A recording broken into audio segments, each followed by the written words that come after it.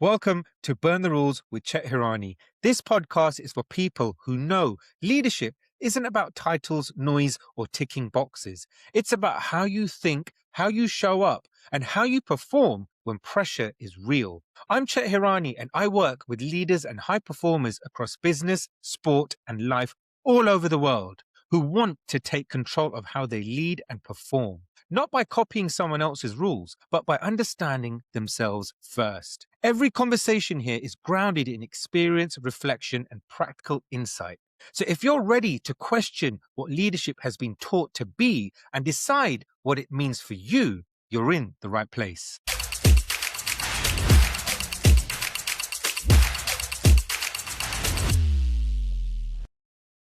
Everyone's talking about AI right now. Every podcast, every conference, every LinkedIn post. AI is going to change leadership. AI is coming for your job. AI is the future. And I'm going to say something that might upset a few people here. AI is not the problem. You are. Because here's what nobody wants to say out loud. Most leaders stopped thinking for themselves long before AI showed up.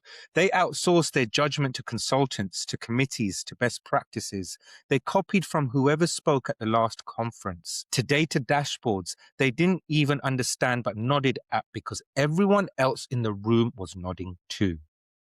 AI didn't create a leadership crisis, it exposed one. And the leaders who are panicking right now, they're not afraid of the technology. They're afraid because for the first time, something can do the outsourced version of their thinking faster and cheaper than they can. And that's terrifying if thinking was never really yours to begin with. That's what this episode is about, not AI, judgment, and why most leaders have lost theirs. I'm Chet Hirani, and this is the show where we strip back the noise, challenge the stuff that's broken, and get honest about what real leadership looks like. Today's episode is called AI Didn't Break Leadership. It just proved it was already broken. And I'm going to warn you up front here, this one's going to land differently because I'm not here to debate whether AI is good for your business or bad for your business. I'm here to ask you a much harder question. When was the last time you actually made a decision that was yours? And if you have to think about that for more than 5 seconds, you're in the right place. Right. So let me now paint a picture. You're in a boardroom, a big meeting, senior stakeholders around the table. Someone presents a strategy. It's solid, it's safe, it's exactly what the data says. And one by one, everybody nods. Great approach, agree, let's move forward. But nobody asked the uncomfortable question. Nobody challenged the assumption. Nobody said, hold on, what if we're reading this all wrong? See, now that's not alignment. That's a room full of people performing agreement because it's safer than thinking independently. Now, I've been in those rooms. I've spent over 20 years in them. And what I saw consistently was a culture of silence. People rarely spoke up. And when they did, it was only to agree with whoever was the most senior person at the table. Ideas were shut down before they were even fully formed. And nobody wanted to be the one who got it wrong publicly.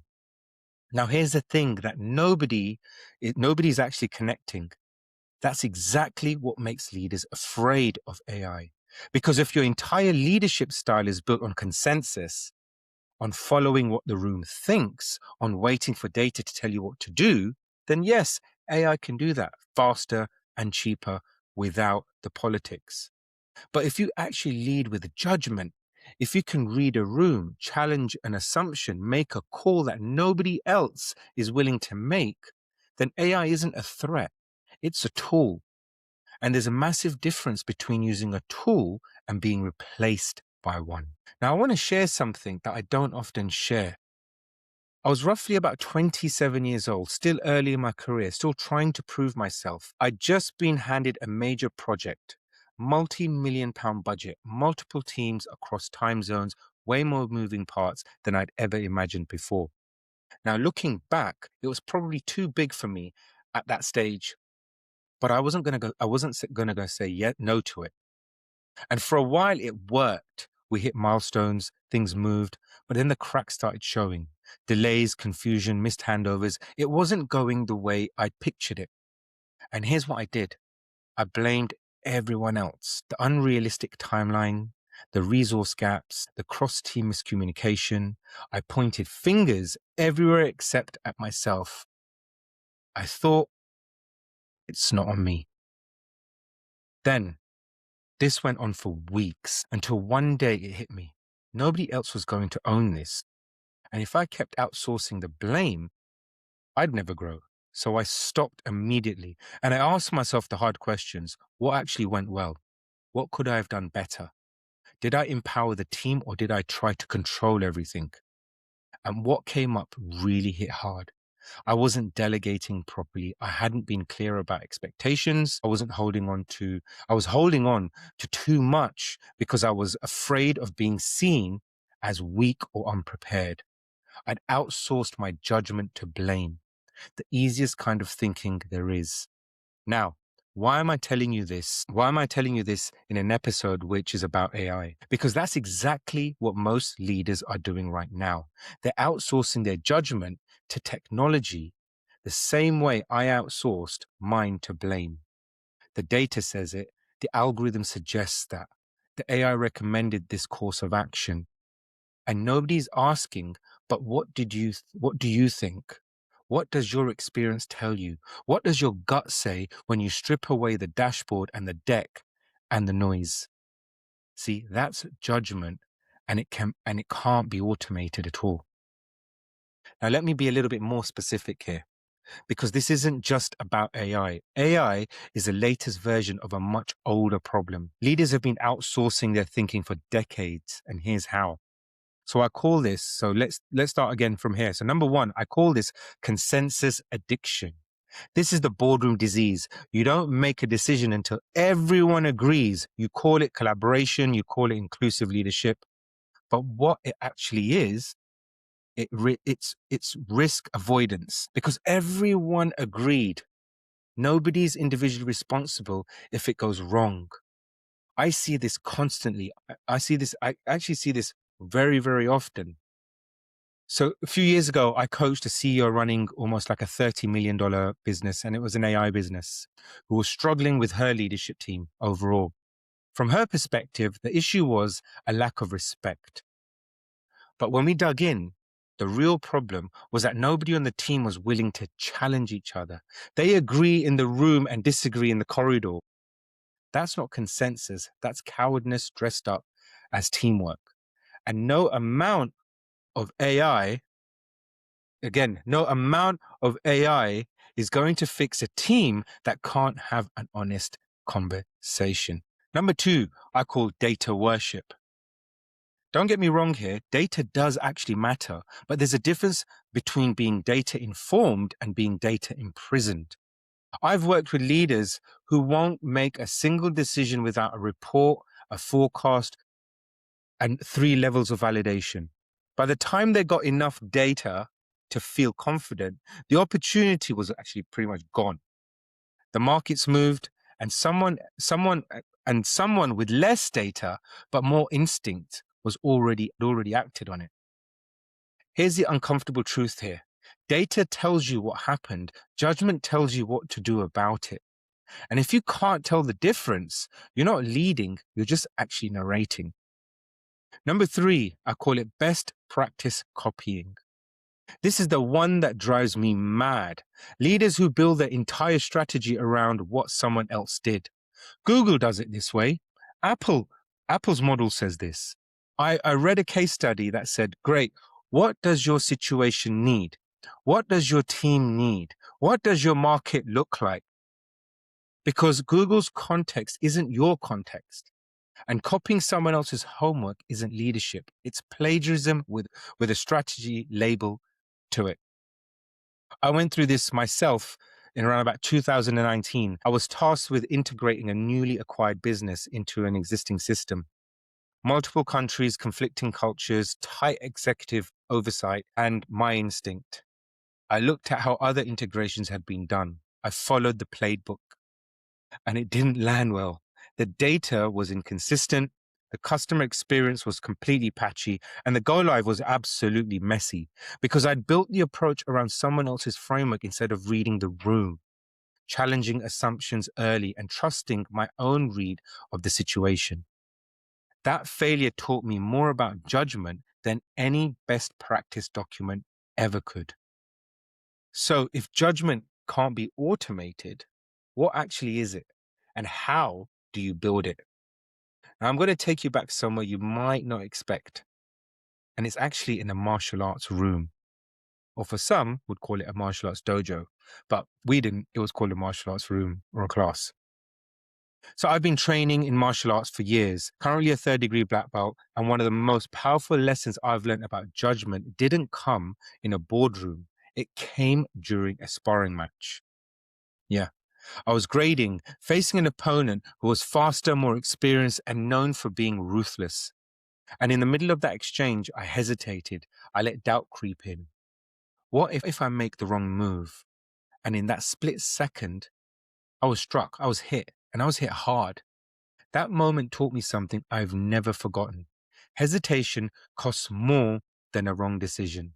Getting hit wasn't the real loss, waiting was. Since then, I've trained myself to move, to trust my instinct, and even if I get hit again, because every strike teaches you something.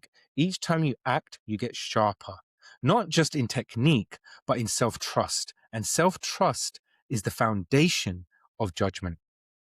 See, that's what leadership judgment actually is. It's not certainty, it's trained instinct.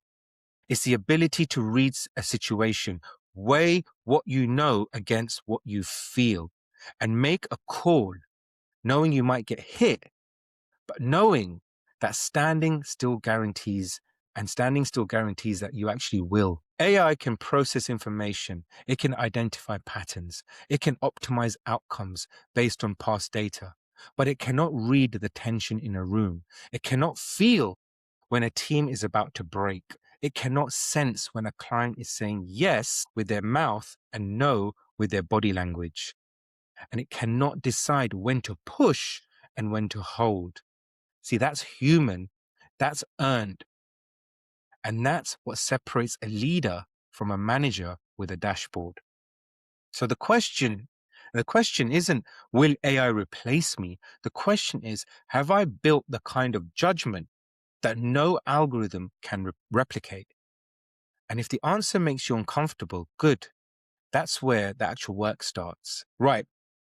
Now I'm going to stop dancing around this, right? Here's what I want to actually leave you with today. If AI threatens you, it's not because AI is too powerful. It's because your leadership has become too automated. You've been running on autopilot, making decisions by committee, following frameworks you didn't build, using data as a crutch instead of a compass. And now something has arrived that does all that better than you do. And it's forced you to face a question you've been avoiding. What do I actually bring that's mine? So here's what I want you to do today. Number one, audit your last 5 decisions, not the outcomes, the process. How many of those decisions were genuinely yours? How many were consensus? How many were dictated by data you didn't question? How many were copies of what someone else did? And be honest with yourself, because the pattern will tell you everything.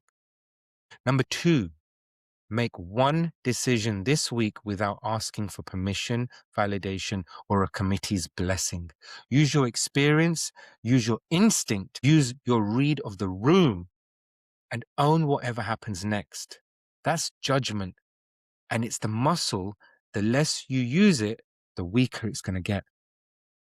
Number 3, stop being afraid of AI and start being afraid of irrelevance. Because AI isn't coming for leaders who think, it's coming for leaders who follow. And if you've spent your career following frameworks, consensus, data, other people's strategies, then yes, you should be worried. But not about technology, but about yourself. Look, the leaders who will thrive in this era aren't the ones with the best tools. They're the ones with the sharpest judgment. And the judgment doesn't come from a dashboard. It comes from within. Look, let me just reiterate this. I'm not anti-AI here. I use it, but I'm not afraid of it. But I'm also not going to pretend that slapping AI onto broken leadership makes it work. It doesn't. It just makes it break faster. So remember that. The real revolution isn't artificial intelligence here. It's actual intelligence. The humankind, the kind that reads between the lines, makes the hard call, and leads when nobody else will. That's what I've spent years building. That's what the 5 states of optimization is designed to unlock. Not more information, more judgment, more clarity, more you. AI didn't break leadership. It's just held up a mirror. And the question is, do you like what you see? If this episode made you uncomfortable, share it with someone who needs to hear it. If you want to go deeper, grab a copy of my book, Burn the Rules, Lead from Within. And if you're a leader who's ready to stop outsourcing your thinking and start leading with judgment, like, follow, and subscribe to this channel, or even send me a message. I'm Chet Hirani. This is Burn the Rules, and I will see you on the next one. Before you go, take a moment to think about what stayed with you from this conversation.